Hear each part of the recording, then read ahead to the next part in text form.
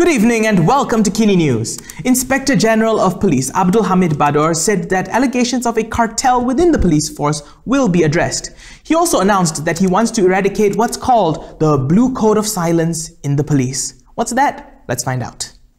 Inspector General of Police Abdul Hamid Bador said the eradication of the Blue Code of Silence was necessary in order to turn the police service into a world-class agency. He said the culture of using the blue uniform to intimidate people had to stop. Kalau di USA, dia panggil the Blue Code of Silence. Maknanya, kalau polis sama polis melakukan kesalahan, tutup. Masuk bawah kapet. Jangan hebah-hebahkan. Nanti kita akan hilang taring kita. Abdul Hamid was also asked to elaborate on his previous claim that a cartel involving young police officers were trying to oust him out of self-interest. To this, he warned that these young officers will abuse the force in the future.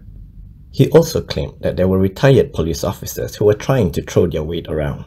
He added that he will be discussing matters further with Home Minister Hamzah Zainuddin.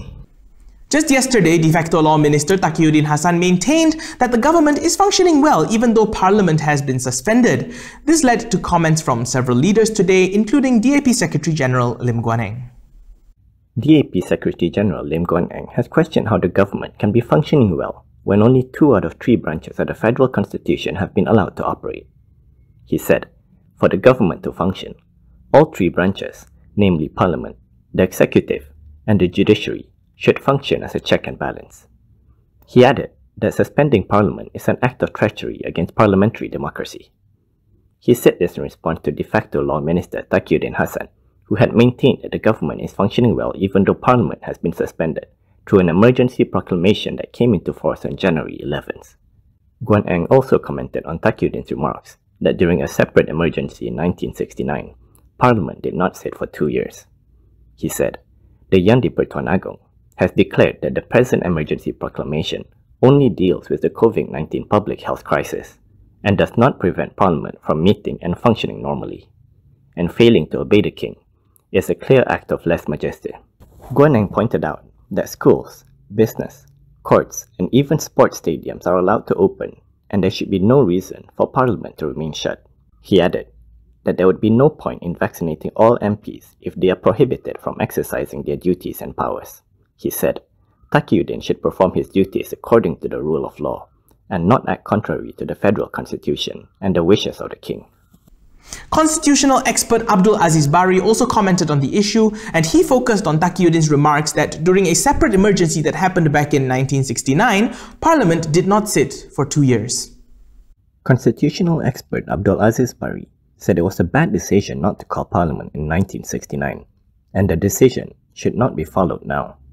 He said this in response to de facto Law Minister Taqiyuddin Hassan, who had pointed out yesterday that during the 1969 emergency, Parliament did not sit for 2 years, but the government still continued to function. In a message to Malaysia Kini, Aziz said that until today, there were many questions surrounding the 1969 emergency, and the incident is still shrouded in mystery.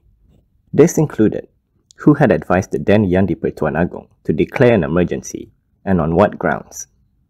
The Perak DAP Vice Chairperson said that Tunku Abdul Rahman, in his memoir entitled Before and After May 13th, was critical of the whole thing. He added that in short, to rely on the emergency in 1969 may not be a good idea.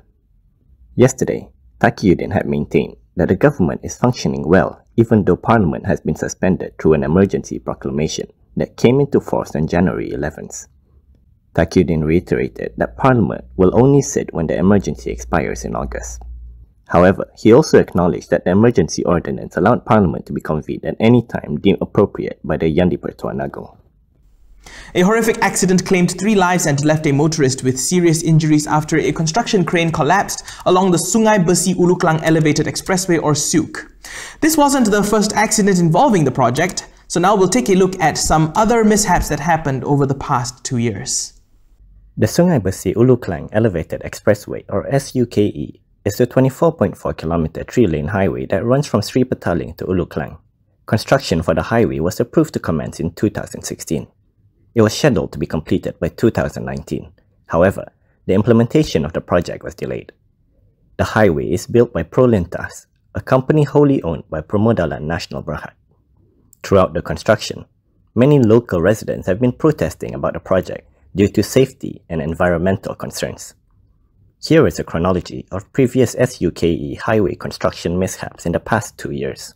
On the 16th of August 2019, 3 construction workers, all from China, were injured after a piling steel frame fell on them. A steel beam crashed on the ground on the 20th of June 2020 and narrowly missed a construction worker. On the 6th of July 2020, a beam fell from an elevated position onto the road below, causing traffic diversion. On the 5th of August 2020, a crane toppled over, trapping the crane driver beneath it. On the 19th of September 2020, a concrete slab came loose and fell onto a moving car. Stop work order was subsequently issued. The government has set aside 10 million ringgit for a special fund to provide financial assistance to those who suffer serious side effects from taking the COVID-19 vaccine. The government has set up a fund to offer special financial assistance to those who suffer serious adverse side effects from the COVID-19 vaccine. This was announced by Health Minister Dr. Adam Baba in a joint press conference today with Science, Technology and Innovation Minister Khairi Jamaluddin.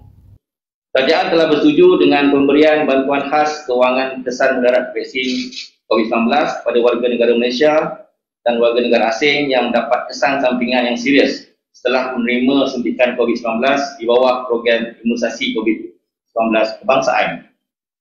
Kerajaan amat prihatin terhadap kebajikan rakyat dan penerima vaksin COVID-19 serta terus berusaha meningkatkan keyakinan masyarakat bagi menerima suntikan vaksin COVID-19 ini.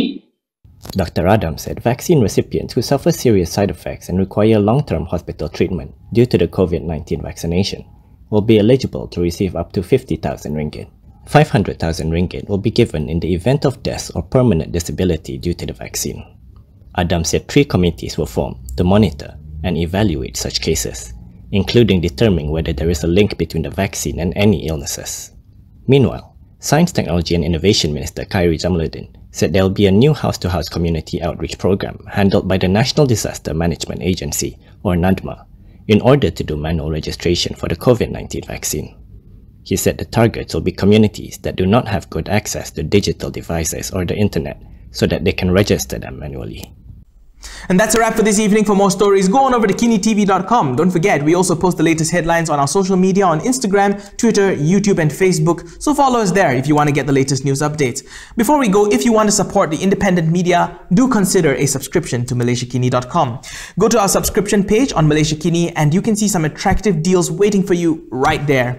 Also, if you're heading out, please don't forget your mask, and when you can, try to stay home. I'm Daniel Anthony. Thank you for watching, and as always, stay safe, Malaysia.